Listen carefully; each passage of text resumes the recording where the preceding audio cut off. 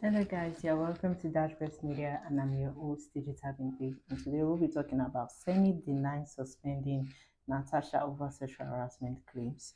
The leadership of the Senate of the leadership of Senate has denied suspending Senator Natasha Akpoti-Uduaghan for accusing Senate President Godswill Akpabio of sexual harassment. In a statement released on Saturday, March 8, the Senate leader, Senator Opeyemi Bamidele, said the upper chamber suspended Senator Natasha specifically for flagrantly disobeying Section 6.1 and 6.2 of the Senate Standing Orders 2023 as amended, and an unparliamentary behaviour during its plenaries and proceedings. Recall that the Senate on Thursday, March 6, handed down a 6-month suspension on Senator Natasha. Bamidele said that submitting to the authority of the Senate, Akpoti-Uduaghan had been misinforming the suspecting public that she was suspended because she accused the Senate President of sexual harassment. He clarified that the disciplinary action against Akpoti-Uduaghan was unequivocally a response to a repeated violation of legislative decorum. It further clarified that Akpoti-Uduaghan petition on sexual harassment failed to make a clear and established procedural requirement for submitting petitions to the Senate. The statement read, "It has come to the attention of the Senate that some media reports are attempting to falsely suggest that Akpoti-Uduaghan's suspension was due to allegation of sexual harassment.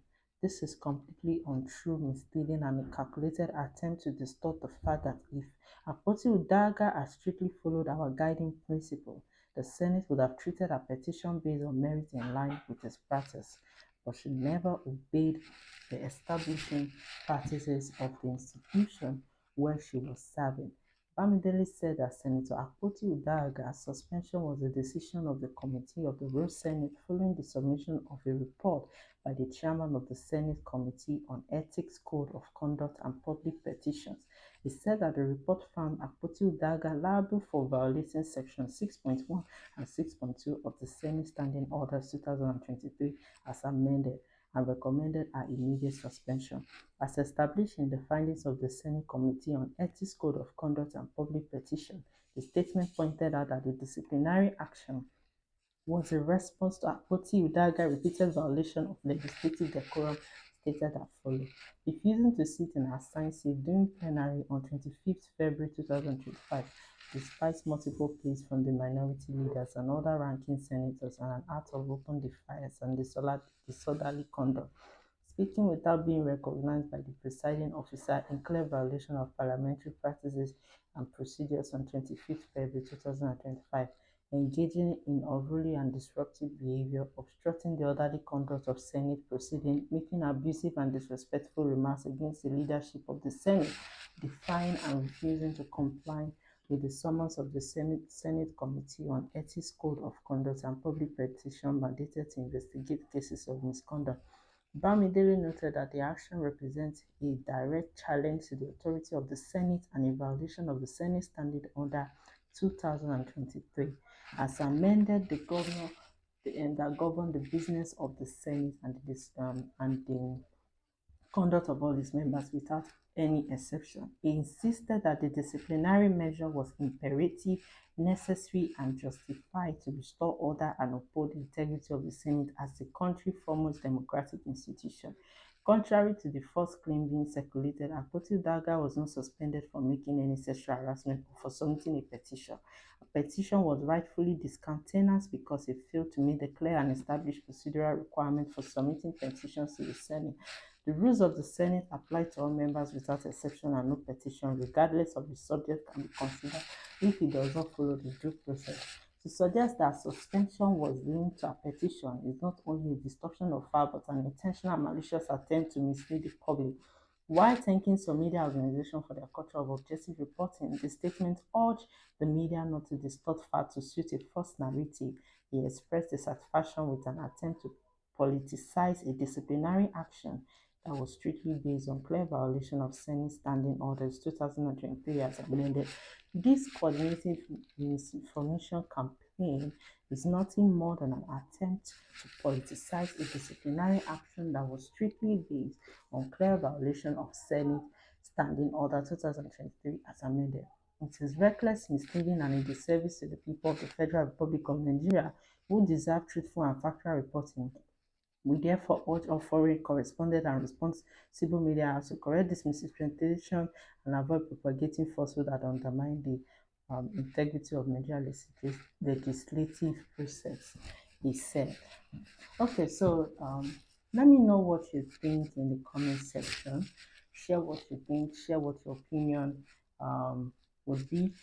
Because in my observation and my opinion, I just have some few opinions, is that according to what they said that they didn't suspend Natasha for sexual harassment. They suspended her for some Senate disrespect and some other reasons that pertain to the Senate, that she does not sit in her seat, she does not shake Nico and all of those things, which to me, I really feel that we all saw in the media that she submitted a petition against sexual harassment about the Senate president. Now it's coming on the media and saying that the media are giving false representation of the fact that the reason for her petition was not for sexual harassment but for her misconduct in the Senate House or the Senate judicial system. The only thing I want to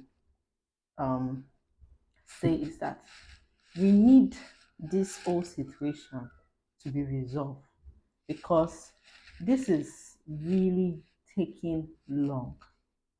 And from the look of things, Madam Natasha, she's not yet ready to give up on her seat. The suspension of 6 months, she's all over the media talking about being sexually harassed. The question is, did the Senate President sexually harass Natasha? Yes or no? Are there evidence to prove that she was sexually harassed?